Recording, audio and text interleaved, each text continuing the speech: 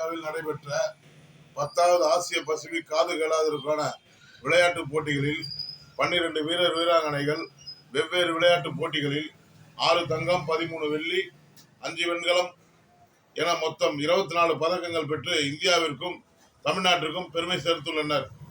பதக்கங்களை வென்ற பிரியங்கா, சுபஸ்ரீ, சமிகா, பர்வீன், ஹரிணி, ஜெர்லின், அனிகா, மணிகண்டன், ராக்கப்பன், வினித், சாந்தனு, கார்த்திக், முகமது யாசிக், சுதன் ஆகியோர்களுக்கு எமது அண்ணா மறுமலர்ச்சி பேரவையின் சார்பாக வாழ்த்துக்களையும் மகிழ்ச்சியையும் தெரிவித்துக் கொள்கின்றோம். அண்ணா மறுமலர்ச்சி பேரவை பல்வேறு விளையாட்டு போட்டிகளில் வென்ற வீரர் வீராங்கனைகளுக்கு பல நிகழ்ச்சிகள் மூலம் பரிசு பொருட்களை வழங்கி இருக்கின்றோம்.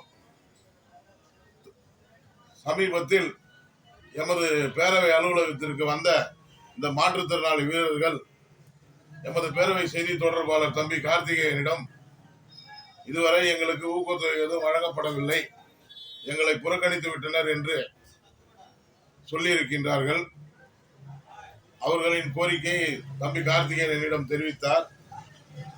மாண்புமிகு தமிழக முதல்வர் அண்ணன் ஸ்டாலின் அவர்களுக்கு இந்த பதிவையே வேண்டுகோளாக முன்வைக்கின்றேன்.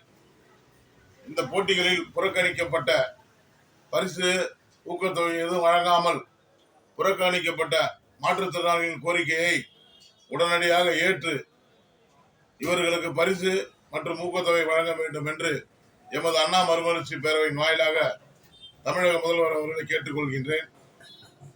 இத்துறை சம்பந்தப்பட்ட அமைச்சர் மற்றும் மாற்றுத்திறனாளிகள் முதன்மைச் செயலாளர் உடனடியாக இப்பதிவையை கோரிக்கையாக ஏற்று நடவடிக்கை எடுத்திட வேண்டும் என எமது அண்ணா மறுமலர்ச்சி பேரவையின் வாயிலாக உங்களை தாழ்மையுடன் கேட்டுக்கொள்கின்றேன். நன்றி, வணக்கம்.